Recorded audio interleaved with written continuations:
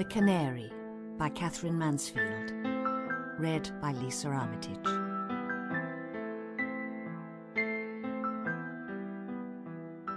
You see that big nail to the right of the front door? I can scarcely look at it even now, and yet I could not bear to take it out. I should like to think it was there always, even after my time. I sometimes hear the next people saying, "There must have been a cage hanging from there." And it comforts me. I feel he is not quite forgotten. You cannot imagine how wonderfully he sang. It was not like the singing of other canaries, and that isn't just my fancy. Often from the window I used to see people stop at the gate to listen, or they would lean over the fence by the mock orange for quite a long time, carried away. For instance, when I'd finished the house in the afternoon and changed my blouse and brought my sewing onto the veranda here, he used to hop, hop, hop from one perch to the other, tap against the bars as if to attract my attention, sip a little water, just as a professional singer might, and then break into a song so exquisite that I had to put my needle down to listen to him. I can't describe it. I wish I could. But it was always the same every afternoon, and I felt that I understood every note of it. I loved him. Oh, how I loved him. Perhaps it does not matter so very much what one loves in this world. Of course, there was always my little house and the garden, but for some reason they were never enough. Flowers respond wonderfully, but they don't sympathise.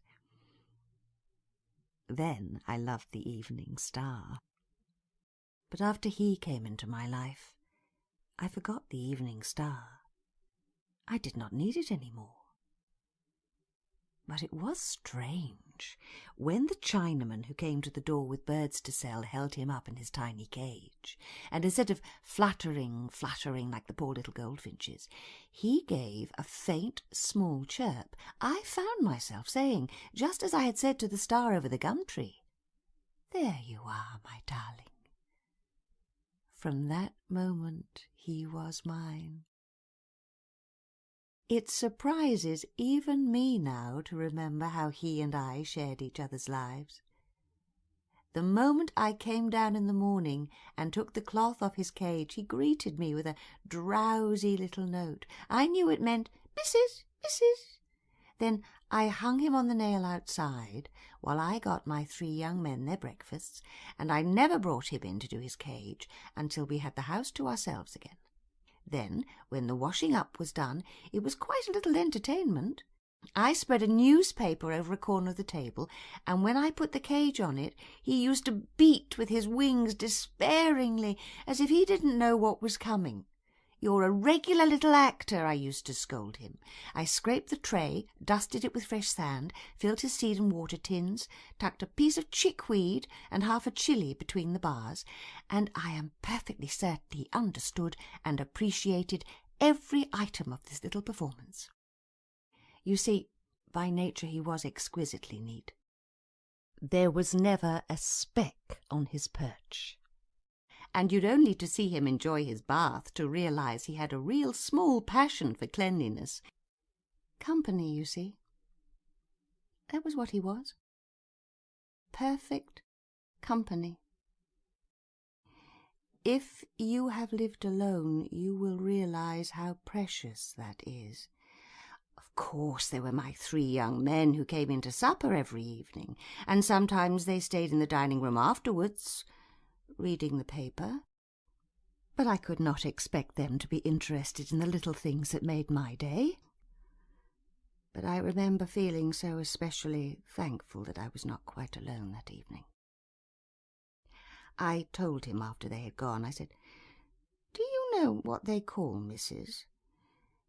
And he put his head on one side and looked at me with his little bright eye until I could not help laughing. It seemed to amuse him. Have you kept birds? If you haven't, all this must sound perhaps exaggerated. People have the idea that birds are heartless, cold little creatures, not like dogs or cats. My washerwoman used to say every Monday when she wondered why I didn't keep a nice fox terrier. There's no comfort missing a canary. Untrue. Dreadfully untrue. I remember one night I had a very awful dream.